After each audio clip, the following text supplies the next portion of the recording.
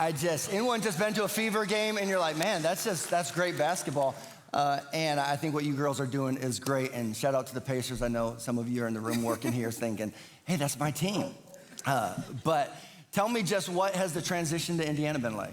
It's been awesome, and I think, I moved here 3.5 years ago when I got drafted in 2022, and I think the first thing I noticed was the community just welcomes me and welcomes the Indiana Fever, everyone that comes in with open arms, so we're really grateful to be here. And as I've been here for 3 years, I mean, it's just incredible to see the growth and the growth of the support of our team over the course of the few years. And watching this video, I mean, it makes me so excited to be back in Cambridge this season, right around the corner, so it's been awesome. So tell me about the journey. Spokane, Washington, then to Stanford, national championship, and then drafted to the Fever, teamed up with Caitlin Clark, and now it's like overnight you go from ordinary girl just living passionately, pursuing a dream to now I'm famous, and most of my interactions moving forward. I would say in the Hoosier state, just know anywhere you go around here, girl, you're famous. Well, thank you. Folks, is that fair? Like, you are gonna have to hide for someone in this state not to be like, hey, Lexie Hull's right there. So you're funny. So talk to me just about, how would you summarize some of that journey? It's been a journey. I think that's a really just perfect word for it. Being at Stanford, being there for 4 years, my best 4 years, I would say, of my life. Wouldn't trade it for anything. Coming here, first time being away from family, first time playing basketball without my twin sister, so that in itself was the transition. And then also, first year, my rookie year, we won 5 games, lost more games than I'd have in my entire life. So then you add in being alone with losses. It was really challenging. Playing in multiple places, had 2 different head coaches. That whole year was just like, what am I doing? Like, this is not that fun. Now to last year, just the growth of it is insane. And I wouldn't have expected it. It's so awesome because it's been such a journey. And to play in sold-out arenas across the country, to see people with my number on their chest, I mean, it's just surreal. So I'm just really grateful for the opportunity. Wow. I honestly didn't know that. I didn't know Lexie Hall, this was going to be her first time playing without her sister. I didn't know that her first rookie year, or her first season as a rookie, they only won 5 games. So it was probably a mental thing. You know, when you're in a losing organization and you're not winning ball games and you don't have your rock with you, that's tough. So I could definitely see how the transition's been from, and you heard it from my man right here, pretty much Lexie's turned into a fan favorite. She's famous, quote unquote. And from going from winning 5 games to really not being talked about, and then you have someone like Caitlin Clark come in, still weren't as talked about as halfway through the season, to being Caitlin Clark's best friend, all over social media, all over interviews. You're playing minutes, you're balling, you're hitting threes, you're playing defense, you're becoming a household name. And it all happened for Lexie within like 3 months, 4 months. Boom. You know, she's getting the Unrivaled situation, and she's getting brand deals, sponsorships, doing photo shoots, all those things. You know, she's courtside with the Pacers and stuff like that. Just, you know, just so many different things. Not just courtside, but like in the suites or whatever. I saw her with Caitlin Clark. She's just becoming a household name, and you could say she's became somewhat famous for sure. Her jersey sales, I'm sure, have skyrocketed. And then I don't know if you guys remember the coffee scene where the owner from the coffee shop was like, "Oh, Caitlin Clark, you get free coffee whenever you want," and he was like, "Oh no, Lexie, you get one too." So like that's love. Lexie wasn't getting that love before, although she did ball out at Stanford though. I don't know if you guys remember her playing at Stanford or not, but just being around Caitlin and having that success and having the eyes on you, she's taken it and she's made the most out of it. She hasn't cried out on social media about famous or try to be extra or look for attention. She's still the same Lexie. She's still very family oriented. And I see her all the time with her, either her sister. I think she maybe has 2 sisters. So either a sister or cousin. She's always with 2 girls, it seems like, and her boyfriend. So This is big. I didn't know this about Lexie, but she's right, man. Every time I hear something about like an Indiana Fever interview, that's one thing. Like the fans out there, they notice them, they recognize them, they say something to them, and just let them know that they're noticeable or whatever the case is. But that's got to be an amazing feeling. Let's finish the interview though. We became Lexie Hull fans in 2019. Anyone pick Stanford to win the girls' tournament in 2019? Yeah, you didn't. I didn't. Someone in our house did, and that was my wife, Kristen, which... Love you, Kristen. Yes. And what was funny about it is many of you know my wife, Kristen, is from Iowa, played college basketball, comes from a family of athletes, multiple Hawkeye athletes. So we wear black and yellow all over the place. And so for her to pick Stanford over Iowa, when Caitlin was playing for Iowa, in her side of the family, that was like blasphemy. Like, and our kids were like, how are you gonna pick Stanford over? And it was because, one, she liked you and your sister. And Kristen is a trash talker, and don't judge her for this statement, but when you're talking trash in the heat of competitions, you sometimes say things. And she goes, one day we're watching one of your games, and you guys do something, and she's like, bam, pretty girls can hoop too. And I loved it. And that was her bias initially, and now it's funny because our daughter Riley, we were talking about, looks up to you in terms of play. And so sometimes you'll hear someone say, hey, play like Lexie Hull, right? So you are just highly admired in our household. What has been the journey and experience in terms of pressure? I mean, that's gotta be insurmountable. You start to commit to disciplines, habits, routines. You sacrifice a ton. Mm-hmm. There's a burden that comes with your blessing, right? Talk to me about navigating pressure. It's a big part of the game. And I think, when you're playing early on, you can say that work ethic will get you everything that you want. And there's very much truth to that. But then there's also a piece when you get to this level that mental toughness is an even bigger piece. Because you have people from everywhere commenting on your success and your failures and whether you belong, whether you don't. And so I think you have to believe that you are enough, and you are loved, and everything that you do, your sport doesn't define you. And I think that's something that you learn as you get into this job, is that the season will go up and down, and just to maintain strong, and everything works out exactly how it should, and you have patience in that process, in that journey. And I think that's just something that, as a rookie, you just want to go in and you want to do really, really well. And it's not that easy. And it's a big jump in the level of the play and level of the game. And I think you just have to keep putting in the work and keep working hard, and eventually, things work out exactly how they were supposed to. So just trusting that process. Yeah, and the fact that That's huge right there. I'm not going to lie. Another reason why Lexie's a fan favorite. You listen to her speak. You listen to the way she's just mentioning the work ethic. And we noticed that with Lexie.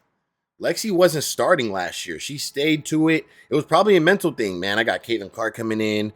She's all eyes on her. I'm not playing. She's taking up all the minutes, whatever. But no, from Caitlin Clark's mouth, she stood at practice. She worked hard, and when her time came, she took advantage of it. And I'm sure that's mental. Not being in the game, and then all of a sudden your name's called, and then boom, you got to go out and perform when you least expect it. Playing with someone like Caitlin Clark, with all the fans there, with the whole arena, eyes on you, knowing that the fans, regardless, like she just said, the fans are gonna talk. They're gonna criticize your game, good or bad. So for her to stay strong, mentally strong throughout the whole situation, knowing, man, if I mess up, the fans are gonna be on me. It's just part of the game. So you got to be mentally tough, and it seems like Lexie's got that. So. Not going to pause too much. Instantly scrutinized, and with instant feedback and commentary that comes with no filter. Instant, yeah. Yeah, what was crazy, so we were talking about that commercial I seen. Maybe you guys seen this commercial. It was in the Sweet 16 just recently.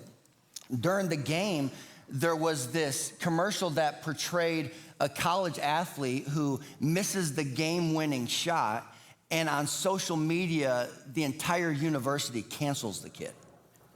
And there's hashtags, and just the athlete's experience in a moment a missed shot that you've worked your entire life to make, you miss, and they're acting as if they're more disappointed than you are. That pressure is frustrating. And so the commercial plays out of this kid being abused socially by his peers. And at the end, it says something to the tune of, folks, please be kind to the athletes. And I thought to myself, whoa, we've really accelerated in some areas in terms of culture. For most of us, we will never experience that type of pressure. Yeah, I think it's so hard because we're our worst critic already. And then you go online and a lot of times people are almost as mean. And it's insane because all we're doing is try to put out the best product that we can. And sometimes it's not as good as you expect. So I think just giving everybody grace and I mean, we're doing our best, and sometimes you're gonna Bro, I'm not even gonna lie. You could see Lexie's ab through her shirt. She's shredded. love it, and we'll hear it, and then sometimes we Absolutely don't. fucking Maybe we don't shredded. need Jesus. to hear it. You can but look at her ab. yeah, it's hard, and I think that's definitely part of the job that you don't really think about, but it's a piece that's there. Yeah. I think you learn, I would guess, that the critical necessity of attaching the right weight to the right words. Right? When you understand that most words you hear are empty, shallow words. Mm-hmm.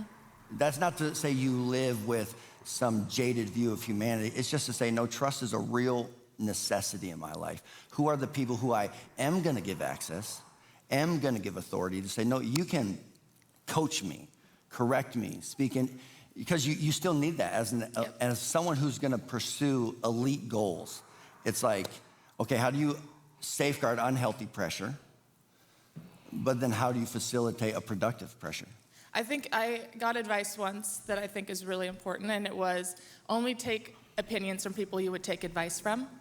And if I wouldn't take advice from a lot of the people online that are saying the negative things. So it's hard, but try not to listen or read them or think that they mean anything, because really they don't. You don't care what they have to say if they were giving me good advice or bad advice, so I shouldn't listen to the opinions of them either.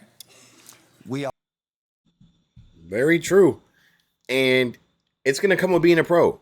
And that's why most of the time last year I kept saying, with the Angel Reese and the Caitlin Clark shit, I'm like, hey, look, you guys are pros.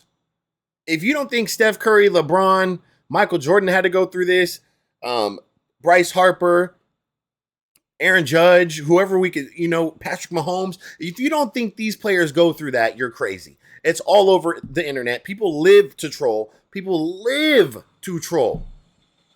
They want to see that they can get under your skin. They want to see that they can affect you. They want to see that they can hit you in a soft spot. It's part of the game. So Lexie understands that. And she's very strong-minded. Based off this, I'm glad I did a reaction to this because I wasn't going to. But Lexie's very strong-minded, it seems like. And she understands how the game is played and what comes with the game and what comes with being a professional athlete.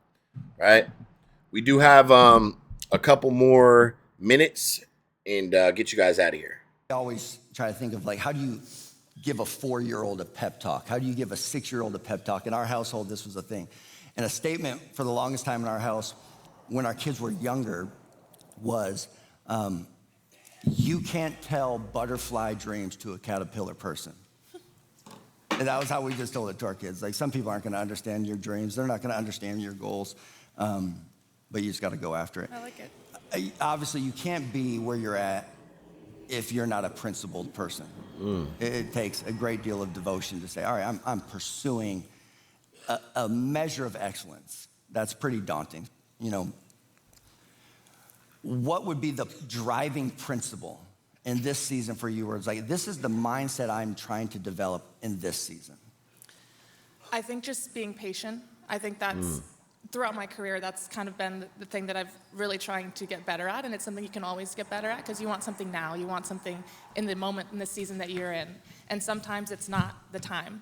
And trusting in the work that I'm putting in, trusting in, the process and the journey of this career, of this season, and this season of the fever, doing exactly what I can in the moment, but not pushing the limits and not expecting certain things to happen now because the right things will happen at the right time, and I truly believe that.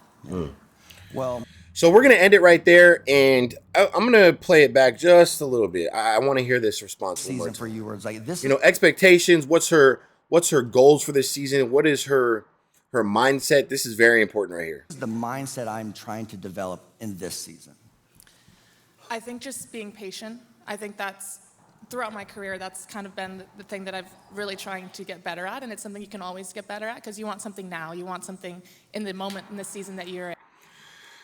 Okay, so I'm gonna pick apart this right here, right? Being patient. Look, Lexie Hall finished off the year last year as a starter with all the momentum, right? This year, it's going to be tough for her to start. I don't even know if Sophie Cunningham's going to start. She might. So going into this year expecting, I'm going to start for sure. Not a good mindset. So right off the bat, I love the mindset knowing it's going to be a battle. But also at the same time, knowing whoever's in front of me, it's what the team needs. My time will come. What do I have to do to make sure I'm prepared for my moment? Right? Because when my moment comes, the fans are going to expect what? They're going to expect how I left off last year. And that's, if I perform, that's the only way I'm going to continue to get minutes. So being patient, continue to work, kind of like last year. It's going to be similar. Although I think she's going to get minutes early on. She's going to have a role on this team, guys. I'm letting you know that now. But what I'm saying is minutes will be split heavy this year. There is not a, oh, she's way better than this person. Nah, all these girls on this team could play. So being patient is going to be huge, not just for Lexie this year. Girls like Sophie, Bree Turner. Depends. Those are the main ones. And Everyone. sometimes it's not Sydney Colson, everyone. time, and trusting in the work that I'm putting in, trusting in, the process and the journey of this career, of this season, and in this season of the fever, doing exactly what I can in the moment, but not pushing the limits and not expecting certain things to happen now, because the right things will happen at the right time, and I truly believe that. So yeah, man, I love what I'm hearing right here from Lexie. I'm not going to lie to you guys. Patience, knowing that when I put in the work, that it will be rewarded, and just staying true, trusting the process, and trusting what the Indiana Fever organization and Coach Stephanie White has planned for this team. So I'm excited. I'm going to leave it right there for you guys. Shout out to Lexie Hall. Shout out to Northview Church for dropping this interview right here. Make sure you guys check out the full interview. Besides that, man, I'm excited to see what's going to happen this year. Once again, Lexie Hall knocked this interview out. Very well spoken, and I learned a lot about Lexie as far as her mindset. The sister situation, her coming in as a rookie and not having her sister who she's played with her whole life. Just certain situations I didn't know. Glad I did this. I'm going to catch you guys on the next one. Make sure you guys hit that subscribe button. I'm out.